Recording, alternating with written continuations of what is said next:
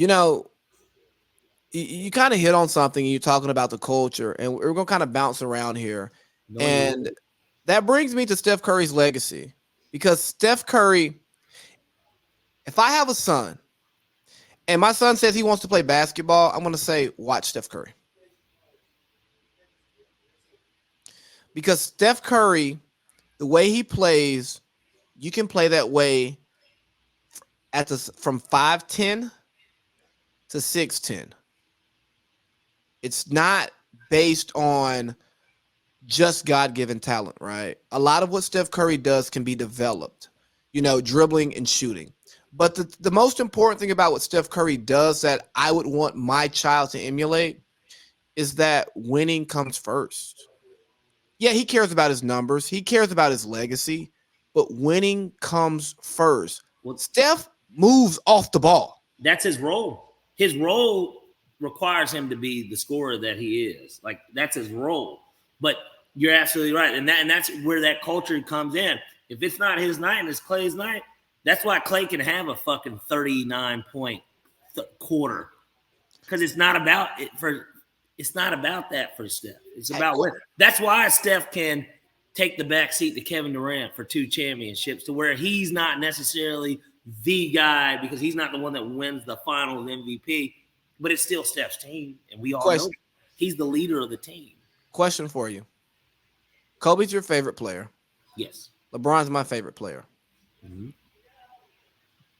Do you think Kobe or LeBron would play off ball the way that Steph does?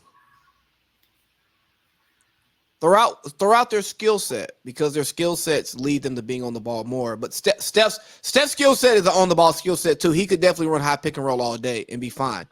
But think about it. Would they run off of screens and do all that work, all that running that Steph does, if it meant winning? Or would they play their way and say, we're going to win this way? I think it's much more likely Kobe does it, just because for what it's worth, to a degree, he kind of did. I mean, he wasn't running off screens like Steph Curry, but in the early Lakers offense, it's not like Kobe. Fish was still bringing that fucking ball up. Like, Fish was still the point guard. You know what I mean? Okay, let me. Rick Fox might be setting a screen for Kobe. Shaq might be picking like. Let me slim it up for you. LeBron has to have the ball in his hand. I'm talking post Shaq Kobe, because pre-Shaq Kobe or with Shaq Kobe, he felt that he was who he was, but it hadn't been proven, right? But then he gets to prove it when Shaq goes. Do you think if Phil says, Kobe, you can win 4 more rings after Shaq if you play more off ball, you run off screens, you play Steph Curry basketball? You want to know what Kobe would have told Phil in that situation? He would have said, fuck you. He said, look at Smush Parker. I'm not. Coach, we're not winning shit with that. But that's the point that I'm making is Steph is willing to swallow his pride to buy into what the team needs from him. Steph Curry wasn't doing that with Smush Parker. The personnel is set up for Steph to be able to do it. Yes. Stop adding nuance. I'm just saying. I'm trying to do some sports takey shit, but no, you're right. The team is set up for Steph to play the way that he does. Yeah, putting that out there. Great. I mean, that's why they've been so successful. And Steve Kerr. I mean, we could argue all day about Mark Jackson, which you do see Andrew Bogut got asked about. Yeah, because the church shit. Yeah, and so. I don't doubt that Mark Jackson wouldn't have won a title with those guys. I doubt that he would. I listened to him. I don't think that it would be what it is with him. I don't think Mark Jackson would win a title because I listened to Mark Jackson talk basketball. Steve Kerr, what people got to realize too, Steve Kerr is, he's a part of the Popovich dynasty too, but he's really a Phil disciple. You know what? People wanted him in New York. Remember, Steve Kerr took the New York job, and then the very next day, took the Warriors job. So, but think about this. Phil played for Lute Olson in college, legend. Played for Phil, and he played for Pop. So the basketball mindset he's been able to pull from, it's just incredible, And he played with Jordan, and He played with Jordan. He played with Duncan. He played with Duncan and the Admiral. So he understands how to deal with player. Well, think about this. Scottie Pippen, Dennis Rodman.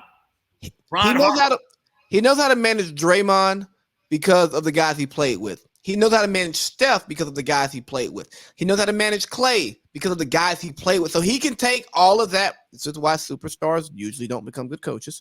As the role player and see how certain things made him feel. Because Draymond said he was like, in the regular season, nobody on our team gets 3 DMPs. You would not get 3 DMPs. That's why he could manage Kevin Durant and Steph Curry on the same team. And it automatic. We knew it was going to gel. And Clay, because Clay got one of the biggest egos and is one of the most petty people on the team. Well, now it's more apparent now. Because the way he called out Jaren Jackson for being a bum because of the months later. And here's the thing about that, though. I don't think it had anything to do with the Warriors specifically. I think it was a shot at Iggy because Iggy would not play with Memphis. Yeah. And they was like, hey, bro, fuck you. We good. Like, we're a good team. Right. But Clay also, when KD came and they said, so, what do you think about your shot, like giving up shots for Kevin Durant? He was like, I'm not giving up shots. And he gave up, like, his shot total, I think, dropped 1 per game. So he didn't give up shots for Kevin Durant. Well, if anything, regardless, he was going to be more open. So it didn't, like he had no choice but to keep taking shots. He was going to be more open. So let me pitch something to you about Steph. I think Steph is totally mischaracterized. The babyface assassin thing, Steph hasn't had a baby face in 6-7 years. Since the dynasty started, if we're being honest. And they talk about how Steph is wired differently from other superstars. And to a degree he is, because for one, he grew up around the NBA and most superstars grew up poor. So he's one of the few people who's privileged. He grew up rich. Yeah, like that. He grew up rich. Yeah. Part of him being able to care about winning the way he does is because he hasn't had to worry about securing financial stability because he grew up with it. So, like, I can actually be all out for the team. Whereas if you grew up poor, you always going to think about your back end. You always are going to think about your pockets. But they try to paint Steph as this guy who's not brash, who's not an asshole. And I go, bro, did you not see him count out on his forefinger and point at the ring? Have you not seen him throw his mouthpiece? Have you not seen him shimmy? And I think that Steph is made of the same stuff. Like when you saw him at the podium doing this right here, like, yo, Steph is petty. Steph hears everything. And all of that stuff gets to Steph. And that's why he goes out and he cooks the way that he does. And I've been hard on Steph for years, but I've turned a full 180. But I feel like that's the team in general. I mean, we just talked about Clay with it. We know Draymond. I think. Well, you see Draymond call out Nick Wright? Yeah. I love what he said to Barstool Presidente. And he had his Lobo stuff there with him. Yeah. Oh, he called out Big Cat? Yeah. What'd he say? I didn't hear it. He's like, he tweeted it. He was like, hold this L, sucker. Because he was wearing like a shirt that basically said "fuck Draymond." It was a Boston Celtics shirt, and I think I think they all listen to the noise, bro. Because first of all, you got to think about it. They won that one, then they blew the lead to the Cavs. So that unit is what they are. The last thing everybody remembers about them is that they blew it, and then it's like, oh, you won. What you guys had KD. We all knew that wasn't fucking fair. Then the next 2 years, there's injury issues, and it's like, and then this year they get Clay back halfway through the season, and man, they push through like they did it again. Like I would say that this is their most impressive title. Absolutely. I was thinking the same thing. And, you talk about them hearing everything, and this is why I get so upset when I hear the media, right, talk about players, and especially people who are like Skip Bayless, the ones who are the super pro, a certain player. he's tough. He doesn't let that stuff get to him, bro. All these men sensitive. Like when you're really good at something and you put your time and effort into it, when somebody who's not as good as you criticizes you, you take it personally. And then when they constantly do it, and then you see them get rich off of talking about you and saying things that you can't do, not knowing the work you put in,